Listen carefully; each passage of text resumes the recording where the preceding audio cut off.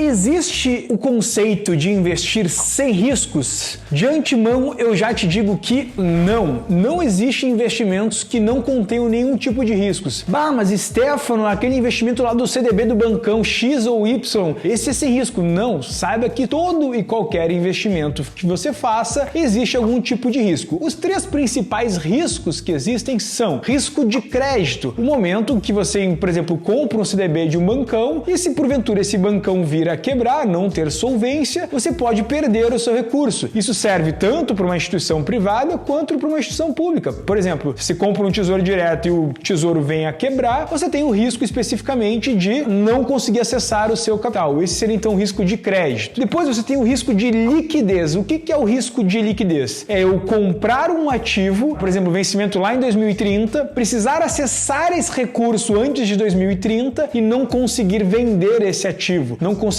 ter liquidez nesse ativo. A mesma coisa existe, por exemplo, quando eu compro um imóvel. É difícil vender um imóvel rápido. Se eu vender um imóvel rápido, eu vou ter que basicamente baixar muito o valor de mercado dele. E então, portanto, eu tenho um risco de liquidez, de não conseguir me desfazer daquele ativo tão rapidamente. E o último risco que existe, ou talvez não o último risco que existe, mas o último risco principal que existe, seria o risco de mercado. O que é o risco de mercado? Basicamente, o risco que eu tenho de comprar um ativo e devido à oscilação do mercado, eu ter que vender, ou quando eu precisar vender, ele estar com um valor abaixo do que eu gostaria. Por exemplo, investir em ações consiste em eu ter risco de mercado, porque eu compro uma ação, se a ação eventualmente se desvaloriza, devido ao mercado estar precificando ela num novo valor, num valor abaixo do que eu paguei, eu tenho este risco. Então esses são os três principais riscos de mercado. E qualquer investimento que você for fazer, você vai ter que analisar pelo menos sobre essas três óticas os riscos de investir nesta específica classe de ativos. Antes da sequência, não esqueça de se inscrever aqui no canal, ativar o sininho. Toda segunda, quarta e sexta tem um vídeo novo, sempre às 18 horas. Ativou o sininho, se inscreveu no canal? Então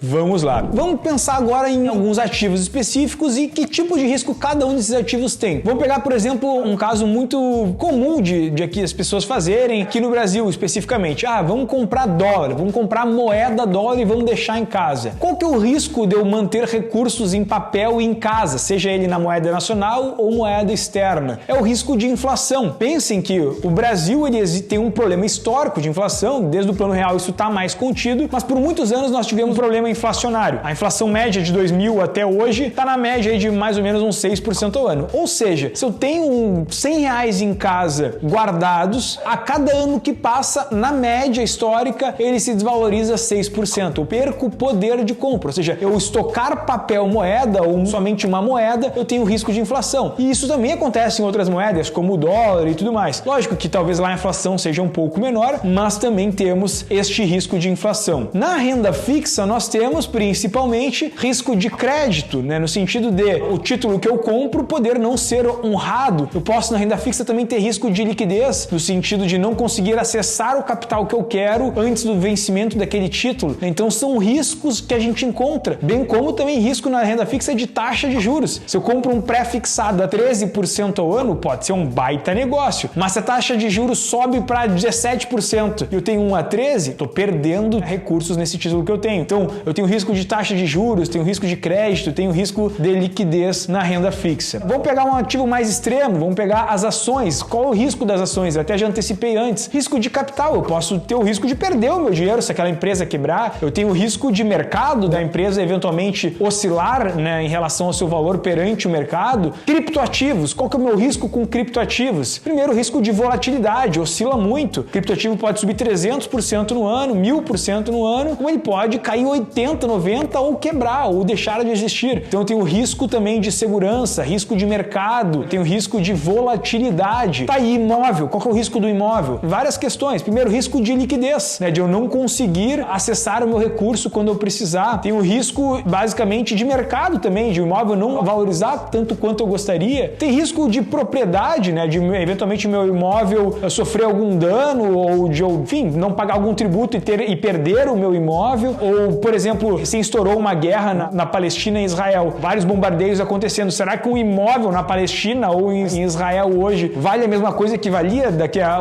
6 meses atrás, um ano atrás, quando não estava bombardeios acontecendo da forma como está acontecendo hoje? Na Ucrânia, onde basicamente tem cidades que foram devastadas queimadas devido a bombardeios, o imóvel ele tem esse risco também, eventualmente, de perder totalmente o seu valor. Também é importante a gente pensar, tá, então eu vou abrir um negócio. O negócio tem uma série de riscos, né? Risco jurídico, risco de alguém abrir um negócio similar ao teu e tu ter concorrência. Então existem vários riscos ao empreender também. Risco de processo trabalhista, risco de tu errar a modelagem do teu negócio. Enfim, tem vários riscos que a gente tem ao empreender. Tá, se eu não fizer nada então. Se eu não fizer nada, eu tenho o risco de oportunidade. Então até isso a gente tem risco. Então são cuidados que a gente deve ter na hora de pensar um portfólio e pensar qual vai ser a alocação de ativos que eu devo fazer. A grande habilidade de um gestor de investimentos ou de um planejador financeiro, que é o nosso caso aqui na Musa, é justamente fazer a gestão de riscos de forma ativa para os nossos clientes, com o intuito da gente buscar aquela relação ótima, onde a gente tem o máximo de retorno com o mínimo de risco possível para o perfil do nosso cliente. Então, o jeito ideal de lidar com risco é buscar a otimização da relação de risco-retorno para o seu perfil de investidor. Aqui na Musa, a gente tem, obviamente, a estratégia de investimentos que a gente segue, ela vai ser customizada ao perfil de cada cliente, mas veja como a importância de ter uma estratégia, a gente consiga, então, maximizar a nossa performance. Esse é o desempenho da carteira teórica da Musa olhando um cenário de 22 anos e esse é um desempenho olhando na janela dos últimos 36 meses. Veja que tem perfis de investidores e, obviamente, cada perfil de investidor teve um desempenho diferente porque, obviamente, as pessoas são diferentes. Mas a grande questão é, uma estratégia sólida, a gente reduz risco e potencializa retorno. Então esse era o recado do vídeo de hoje, a gente falar um pouquinho sobre riscos em diversas classes de ativos. E se você gostou, se você concorda, não concorda, escreva aqui nos comentários, eu quero saber a sua opinião. Aqui na Musa nós somos consultores de investimentos independentes, atuamos sem qualquer tipo de conflito de interesse e ajudamos nossos clientes a montar um portfólio de investimentos que tenha justamente a melhor relação de risco-retorno para o perfil de cada um. A gente atua dentro de um modelo chamado Goal-Based Investing, onde a gente personaliza conforme os objetivos de cada cliente a melhor relação de risco e retorno. Se você tem interesse em conhecer, acessa www.musacapital.com.br e acessa o nosso site, clica ali em Quero Investir, que um consultor de investimentos especialista aqui na Musa vai entrar em contato para te ajudar a gerir os riscos e melhorar a performance dos teus investimentos. Obrigado pela atenção e até o próximo vídeo.